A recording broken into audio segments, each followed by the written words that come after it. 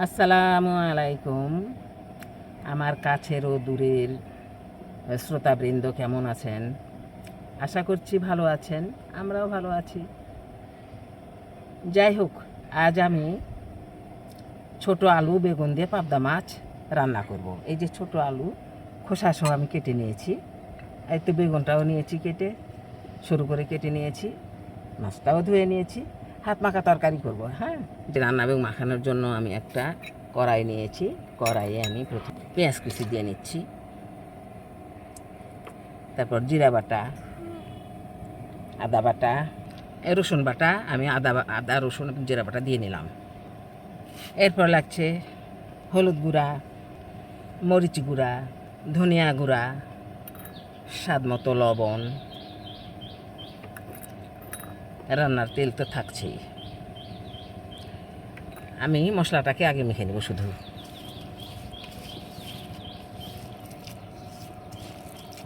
আলু দিয়ে নিচ্ছি।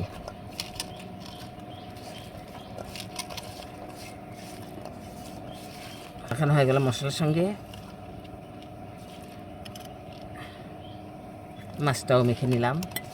বেগুনটা আমি এখন মাখাচ্ছি না, কারণ বেগুন নরম, আলুর সঙ্গে ওটা সিদ্ধ হবে না, ওটা গলে যাবে। ওই যে এই তরকারিতে আলুতে বা মাছে যখন বলক আসবে তখন আমি বেগুনটাকে দিয়ে নেব। কেন হয়ে গেছে আপাতত।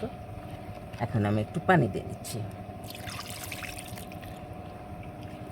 এই যে আমার পানি দেওয়া হয়ে গেছে, এখন আমি ঢেকে দিচ্ছি। এখন আমি রান্নায় বসিয়ে দেবো। এটা আমি চুলায় উঠিয়ে দিলাম, ঢাকনা দিয়ে দিচ্ছি। এই যে ঢাকনা দিলাম, এখন রান্না শুরু করে দেবো। তরকারিতে আমার বলক এসেছে, এখন আমি বেগুন দিয়ে নিচ্ছি। বেগুন বেগুন দিয়ে নিলাম, এখন একটু ঝাঁকিয়ে নেব। ঝাঁকিয়ে হলো না, এখন একটু খন্তা দিয়ে একটু ডুবিয়ে দিতে হবে। ঢেকে দিলাম আবার। এই যে আমার তরকারিটা হয়ে গেছে, এখন আমি নামিয়ে নেব। এই যে আমার আলু বেগুন দিয়ে পাবদা মাছের তরকারিটা হয়ে গেছে। আপনারা অনেকেই দেখলেন শুরু থেকে শেষ পর্যন্ত। তো এই রেসিপিটা যদি ভালো লেগে থাকে আপনাদের, এভাবে রান্না করে খাইয়ে দেখবেন, বেশ ভালো লাগবে। আপনারা সবাই ভালো থাকবেন, সুস্থ থাকবেন। আল্লাহ হাফেজ।